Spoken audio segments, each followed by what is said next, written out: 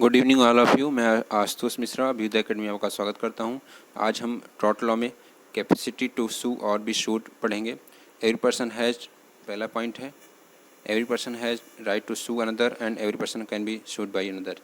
कोई व्यक्ति के ऊपर क्या ला सकता है, कोई भी वाद ला सकता है और कोई भी व्यक्ति ला सकता है, उसे अधिकार है। ठीक है, कोई भी व्यक्ति ला सकता है, यह अधिकार भी है, और किसी भी व्यक्ति पर वाद लाया जा सकता है, ये भी है। ठीक है, माइनर पर्सन है, अगर माइनर पर्सन है तो क्या होगा, अंडर एज ऑफ 18 ईयर है तो उसके ऊपर भी वाद लाया जाता है, सू किया जाता है।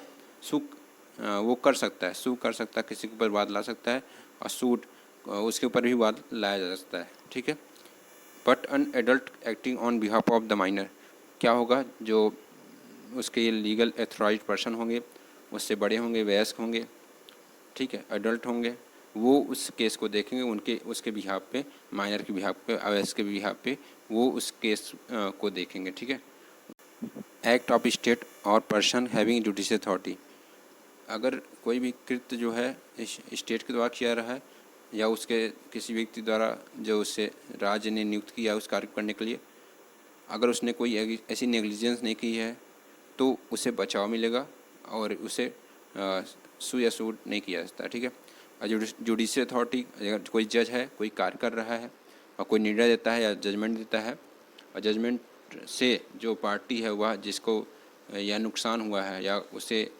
कुछ प्रॉब्लम है, तो वह क्या नहीं कर सकती, उस जज के ऊपर कोई भी केस नहीं ला सकती है। ठीक है, कॉरपोरेशन पर भी केस लाया था, कोई कंपनी के एम्प्लॉय द्वारा कोई गलती की जाती है तब भी उस पर केस लाया जा सकता है। ठीक है, आगे बढ़ते हैं। न्यूसेंस, अगला चैप्टर जो पढ़ेंगे हम लोग, न्यूसेंस है। यहाँ पे अनरीजनेबली इंटरफियरिंग लिखा है, जिसका अर्थ होता है अयुक्तयुक्त हस्तक्षेप। यहाँ वी नहीं है, यू है। ठीक है, यू है, यहाँ पे टाइपिंग मिस्टेक हुई है, यहाँ पे यू है। Unreasonably interfering. पब्लिक न्यूसेंस कितने प्रकार से होते हैं? दो प्रकार से हो सकते हैं। एक पब्लिक, जिसमें IPC 1860 के द्वारा आपको क्या लाइबल ठहराया जाएगा। दूसरा है प्राइवेट, प्राइवेट में ट्रॉट के माध्यम से आपको लाइबल ठहराया जाएगा। ठीक है, प्राइवेट न्यूसेंस कब होगा यह ध्यान रखना है, कब होगा, ये 3 पॉइंट हैं। Unreasonably interference by the defendant, अगर प्रतिवादी के द्वारा क्या किया जाता है, अयुक्तयुक्त हस्तक्षेप किया जाता है। कहाँ हस्तक्षेप किया जाता है? Interference must be with the use of enjoyment of the plaintiff property, जो प्लेंटिव प्रॉपर्टी है, वादी की भूमि या का प्रयोग, उपभोग या उसके साथ हस्तक्षेप।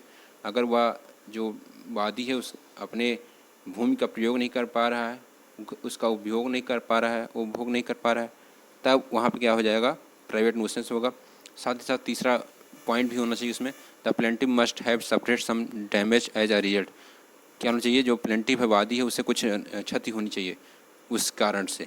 ठीक है, डिफेंसेज ऑफ प्राइवेट न्यूसेंस, कौन से बचाव ले सकते हैं आप?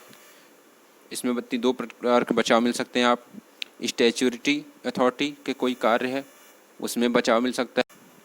Acquired prescriptive right, acquired means अर्जित और या चिरभोग अधिकार किसे बोलते हैं? जैसे मान लीजिए कोई भूमि है, ठीक है, और उस भूमि पे आप 20 वर्ष से रहे हैं, वो आपकी भूमि नहीं है, ठीक है, आपकी फील्ड नहीं है, तो आप 20 वर्ष वहाँ निवास कर रहे हैं, परंतु आपको कोई क्या नहीं कर रहा है, उसका विरोध नहीं कर रहा, जिसकी भूमि है वो विरोध नहीं कर रहा है, तो 21वें वर्ष वो जाके कोर्ट में ये केस नहीं कर सकता, ये प्लेंट दाखिल नहीं कर सकता है, वाद नहीं ला सकता कि इन्होंने हमारे भूमि पर अवैध कब्जा किया है, इनलीगली इन्होंने क्या किया है, कब्जा कर लिया है, तो वो बाद में केस नहीं कर सकते। ठीक है, 20 वर्ष के अंदर अगर विरोध किया, उन्होंने पहले किया है 1-2 बार, तब तो वो वाद ला सकते हैं, परंतु 20 वर्ष तक उन्होंने एक बार भी उसका विरोध नहीं किया कि आप मेरी भूमि खाली कर दीजिए, ये आपकी भूमि नहीं है, तब वहाँ पे उसको मौका नहीं मिलेगा कि वो वाद ला सके, वो किसी को उसको सू कर सकते हैं। ठीक है, तो ये 2 बचाव मिल सकते हैं आपको।